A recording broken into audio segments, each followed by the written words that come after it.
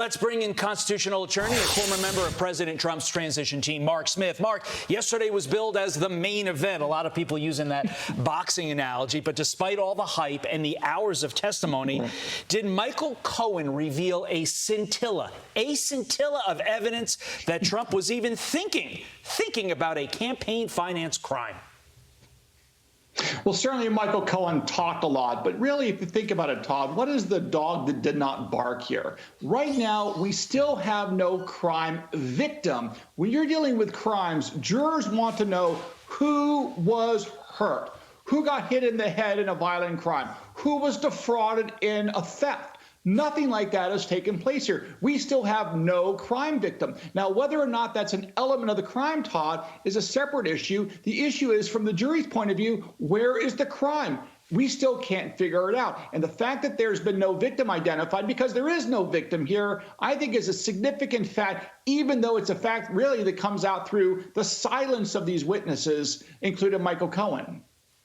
Well, yeah, our reporters in the courtroom said that Michael Cohen appeared nervous on the stand, especially in the beginning of the day. And also prosecutors started the day by asking about his family in a clear effort to humanize him.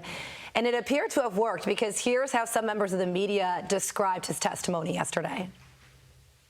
His demeanor has been flawless. Subdued and exceedingly polite. Poised, cool, calm and collected. Very measured. He was really careful. And the fact that he's been able to restrain himself so far today is breathtaking. But it could be a very uncomfortable day for Michael Cohen today if cross-examination does in fact happen. How do you think Trump's lawyers are going to handle the cross-examination of Michael Cohen?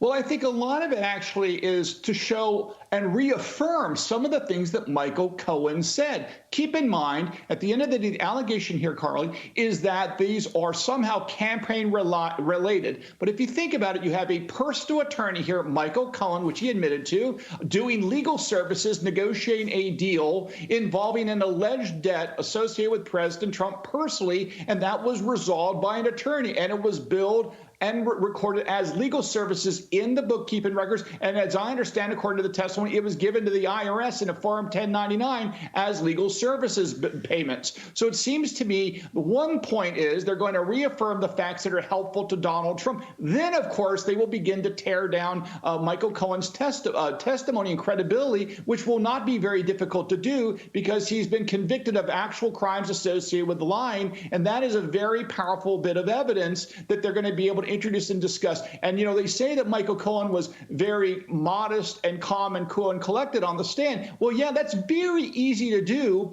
when you're being asked questions by someone who's very friendly and supportive. But it turns out much differently when someone is hostile and trying to get you to admit to all sorts of crazy things and get you to concede that you've done crazy things in the past. That will be the real test to see if Michael Cohen can maintain his cool and collectiveness when he's cross-examined by Trump's attorneys. Yeah, Mark, focus on the what. A lot of legal prognosticators talking about the how. How will Trump's attorneys operate? Will they be passive or will they go for the jugular? There are two strategies. We will see if and when it happens later on today in downtown. And Michael Cohen's wife might go for the jugular because she may have just found out that he took out that line of credit to pay the $130,000. I didn't even think about. Oh, my goodness. Mark, thank you so much. I'm Steve Ducey. I'm Brian Kilmeade. And I'm Ainsley Earhart. And click here to subscribe to the Fox News YouTube page to catch our hottest interviews and most compelling analysis.